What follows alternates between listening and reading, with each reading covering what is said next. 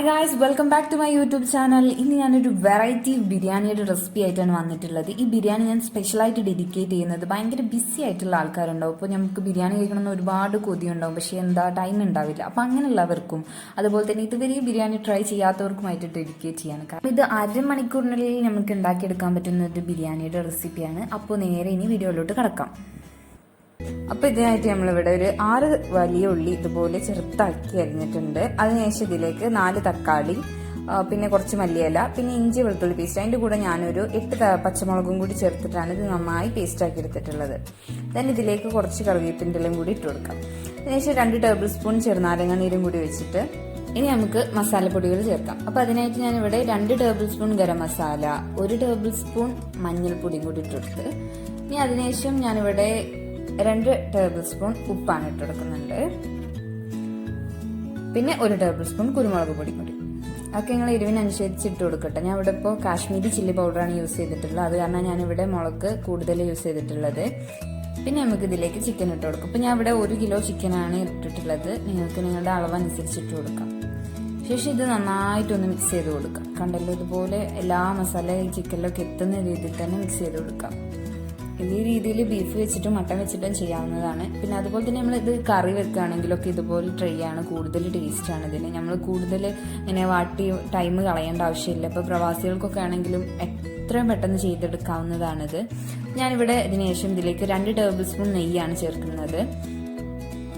അതിനുശേഷം നമുക്കിതിലേക്ക് ആവശ്യത്തിന് വെളിച്ചെണ്ണയോ ഓയിലോ ചേർക്കാം. ഞാൻ ഇപ്പോൾ ഇവിടെ ഓയിലാണ് ചേർത്തിട്ടുള്ളത്. അതിനുശേഷം ജസ്റ്റ് ഒന്ന് മിക്സ് ചെയ്ത് കൊടുക്കാം. ഇനി ഈ മസാല നമുക്ക് കുക്ക് ചെയ്യാൻ വെക്കാം. അപ്പോൾ നമുക്ക് ഏകദേശം ഒരു അരമണിക്കൂറൊക്കെ മതി. ഈ ഒരു ചിക്കൻ വെന്തെടുക്കുന്ന സമയം മാത്രം മതി. അപ്പോൾ കണ്ടല്ലോ, ഇതുപോലെ നല്ലതുപോലെ ഇതിൽ വെള്ളക്കായി വരും. അപ്പോൾ ആ വെള്ളം ജസ്റ്റ് ഒന്ന് വറ്റിയെടുക്കുന്ന സമയം മാത്രമേ നമുക്ക് മതി. ഈ സമയത്തിൽ നമുക്ക് റൈസ് വേവിക്കാം. അതിനായിട്ട് ഒരു പാത്രത്തിൽ നമ്മൾ വെള്ളം നന്നായി ചൂടാക്കി അതിലേക്ക് 2 ടേബിൾ സ്പൂൺ ഉപ്പിട്ട് കൊടുക്കാം. അതിനുശേഷം നമുക്ക് ഇതിലേക്ക് പട്ട, ഏലക്ക, കുരുമുളക്, ഗ്രാമ്പു ഇതൊക്കെ കൂടി ഇട്ട് കൊടുക്കാം. ശേഷം ഇത് നമുക്ക് നന്നായി ഒന്ന് അടച്ചു വെച്ച് വെള്ളം തിളപ്പിച്ചെടുക്കണം. ഈ സമയത്ത് വേണമെങ്കിൽ നമുക്ക് അരമണിക്കൂർ മുമ്പ് തന്നെ അരി കുതിർത്തി വെക്കാം. ഞാനിപ്പോൾ ഇവിടെ വെച്ചിട്ടുണ്ട്. അത് വേണമെന്നില്ല. ഇപ്പം നന്നായി വെള്ളം തിളച്ച് വന്നിട്ടുണ്ട്. അതിനുശേഷം നമുക്ക് ഇതിലേക്ക് ബിരിയാണി വാഴയില ഇട്ട് കൊടുക്കാം. ഇനി നമുക്ക് നേരത്തെ കഴുകി കുതിർത്ത് വെച്ച അരി ഇതിലേക്ക് ഇട്ട് കൊടുക്കാം. ശേഷം ഇത് റെഡി ആയിട്ടതിന് ശേഷം നമുക്ക് ബിരിയാണി ദം ചെയ്യാം. അപ്പോൾ മസാലയൊക്കെ നല്ല സെറ്റ് ആയിട്ടുണ്ട്. അതിനുശേഷം നമുക്ക് ഈ റൈസ് ഇതിലേക്ക് ആഡ് ചെയ്ത് കൊടുക്കാം.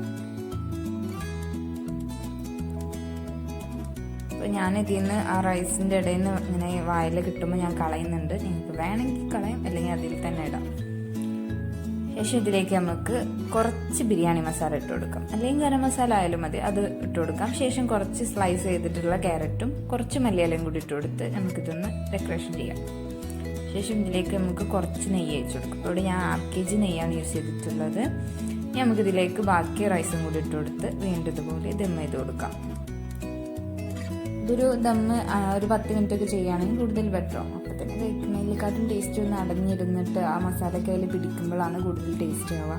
കണ്ടല്ലോ, അപ്പോൾ ഇത്ര ഈസി ആയിട്ടാണ് നമുക്കിത് ബിരിയാണി ഉണ്ടാക്കാൻ. ചുരുങ്ങിയത് ഒരു അരമണിക്കൂർ മതി. ബിരിയാണി ഉണ്ടാക്കുമ്പോൾ എല്ലാവരും ഇതുപോലെ ഒന്ന് ട്രൈ ചെയ്ത് നോക്കൂ. നിങ്ങൾക്ക് എന്തായാലും ഇഷ്ടമാവും. അപ്പോൾ ഇപ്പോൾ തന്നെ ഒരു ലൈക്ക് കൊടുത്തോളൂ.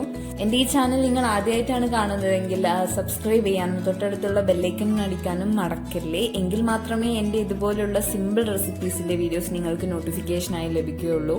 പിന്നെ നിങ്ങൾക്ക് ഈ ബിരിയാണി ഇഷ്ടമായെങ്കിൽ ലൈക്ക് ചെയ്യണം, കമൻറ്റ് ചെയ്യണം. പിന്നെ അതുപോലെ തന്നെ നിങ്ങളുടെ ഫ്രണ്ട്സിലേക്കും ഇത് ഷെയർ ചെയ്യാം. എങ്കിൽ മാത്രമേ അവർക്ക് എല്ലാവർക്കും ഇത് ട്രൈ ചെയ്യാൻ കഴിയുകയുള്ളൂ. ഓക്കെ, അടുത്ത സിമ്പിൾ വീഡിയോ ആയി കാണുന്നത് വരെ ബൈ.